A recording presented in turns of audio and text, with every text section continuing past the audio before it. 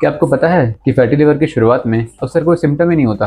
और सबसे हैरानी की बात यह है कि सिर्फ अल्कोहल पीने वालों में ही नहीं, बल्कि आजकल obesity, diabetes, unhealthy diet, physical inactivity की वजह से भी फैटी लिवर बहुत तेजी से बढ़ रहा है। जिससे पहले NAFLD यानी non alcoholic fatty liver disease कहा जाता था, उसे अब MASLD यानी metabolic dysfunction associated steatotic liver disease भी कहा जाता है।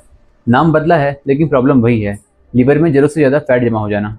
इसके मेजर रिस्क फैक्टर्स है ओबेसिटी या बढ़ा हुआ waist size, type 2 diabetes, high cholesterol या triglycerides, physical inactivity, excess junk oily food और शुगरी ड्रिंक्स। इसका सबसे बड़ा प्रॉब्लम यह है कि शुरुआत के स्टेज में अक्सर कोई सिम्टम नहीं आता, इसलिए कई लोगों को सालों तक पता ही नहीं चलता कि उन्हें फैटी लिवर भी है। लेकिन अगर समय पर ध्यान ना दिया जाए तो ये धीरे धीरे इन्फ्लामेशन, फाइब्रोसिस, सिरोसिस और लीवर फेलियर तक पहुंच सकता है। लेकिन एक अच्छी बात है, लीवर हमारे बॉडी का सबसे रिमार्केबल ऑर्गन में से एक है। इसमें खुद को रिपेयर और रिजनरेट करने की अमेजिंग कैपेसिटी है।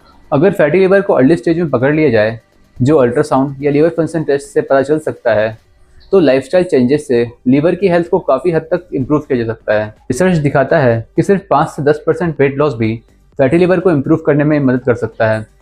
इसलिए regular exercise, healthy balance diet, weight management, sugar drinks और जंक फूड अवॉइड करके और अच्छी स्लीप लेके हम इसे बहुत हद तक मैनेज कर सकते हैं। और याद रखिए, आपका लिवर रोज 500 से ज़्यादा इंपॉर्टेंट फंक्शंस परफॉर्म करता है। फैटी लिवर अक्सर दर्द नहीं करता, इसलिए साइलेंटली लिवर को डैमेज कर सकता है। क्या आपको भी लगता था कि फैटी लिवर सिर्फ अल्कोहल पीने वाले को होता है? यस और नो में कमेंट करके ज़रूर बताइएगा। और ऐसे ही सिंपल मेडिकल एक्सप्लेनेशन के लिए फॉलो करिए।